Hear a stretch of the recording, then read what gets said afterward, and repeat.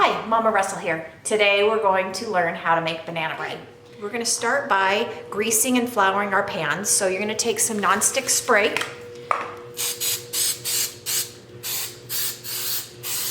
And then you're going to take a little bit of flour and you sprinkle it in. Now I'm doubling this recipe, so the recipe underneath in the description is for 1 loaf, and I'm making 2 because I happen to have quite a bit of bananas available right now that are really ripe. Okay, so you just keep doing this until you get all the flour, and then you tap it, and so it looks like that. Now, when you make banana bread, you want your bananas to look really, really ripe, and that means the skins are completely black. When I have bananas, I tend to like them a little more unripe to eat, but when they get to the point where I like them, I put them in the refrigerator, and the inside will stay longer the way I like them, but the outside will turn completely brown. These are very, very overripe bananas, and that's what you need for banana bread. So I've taken the liberty to already smash up. I have this nice little tool, thanks to my friend Leanne. And so I have this, just take this out and leave it to the side. So now I'm gonna start, and it says to put all the dry ingredients together. 2 cups of flour. Again, I am doubling it, but I'm going to tell you what the recipe says. 1 cup sugar. I don't put salt in. Baking soda and baking powder go in this recipe. It calls for chopped nuts, like walnuts or pecans, but my kids don't like nuts, so we don't put them in. And then you're just going to stir those together just to get them mixed it up a little so that the sugar's not just sitting on top.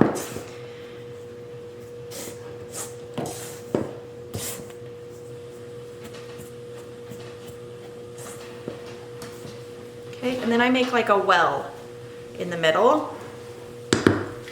All right, and then it says to add 1 egg, and it wants it beaten, and so I have my eggs here, and I just use a fork and beat them.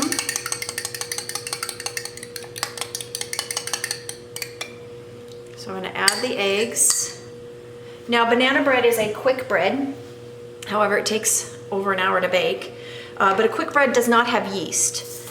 And then I'm going to add the bananas to this. I'm going to use my rubber scraper. Get all of the crushed bananas in there as best I can. I love this little tool. I make guacamole in it, but it makes this easier. It's better than using a fork, but if you don't have one, which a lot of people don't, you can just use a fork and mash them. All right, let's see. Then it asks for 2 tablespoons melted shortening. However, I'm doubling it, so I'm going to be 4. In my other videos, I've said to pour the liquid over the bowl, so in case you spill, you don't have a huge mess to clean up. Okay. I am also going to add a little bit of vanilla and almond extract. Oops, now I made a mess. So, and I'm just going to use a dash. Remember, dash is for liquids, just a teeny, teeny bit. Whoops, that's a little more than that. But adds just a little bit of flavoring to it. Okay, and now with quick bread, you don't want to use an electric mixer. So in my other posts, I've used my stand mixer when I make cookies or other things. But this, if you use an electric mixer, too much air and stuff gets in it, and it will create a valley in the top. So I don't want that. Okay, so I'm just gonna stir this up till it's all mixed together. Kind of heavy here. I want to get to the bottom where you've got extra flour stuck at the bottom, so just keep stirring. Now, my recipe asks for 4 tablespoons of orange juice, and so I'm going to add that in now just so that all the dry ingredients ends up mixing in.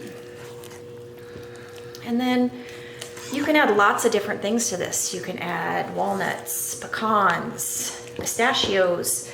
My children like chocolate chips, so I'm going to add chocolate chips to mine. And then I'm just going to continue to stir.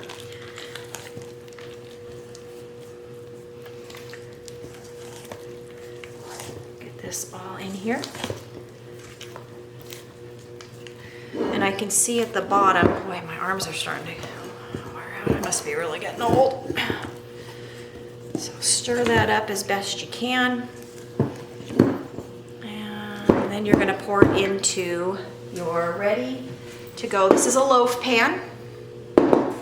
For those of you that don't know what that is. And I'm just gonna take about half of this out. Stick it in there. You don't want to fill it too full because it will rise even.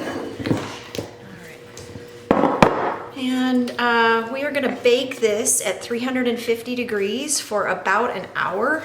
And the way you tell if it's done is you take a knife and put it in the middle of it, insert it into the middle. If it comes out clean, then the bread's done. But if it comes out with any kind of dough on it, it is not done.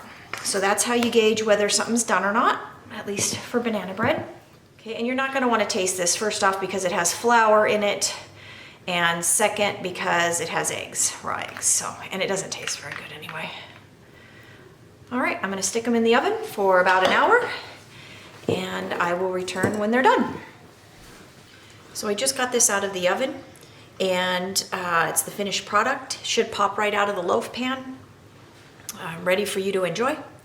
Thank you for joining me today, and have a great day.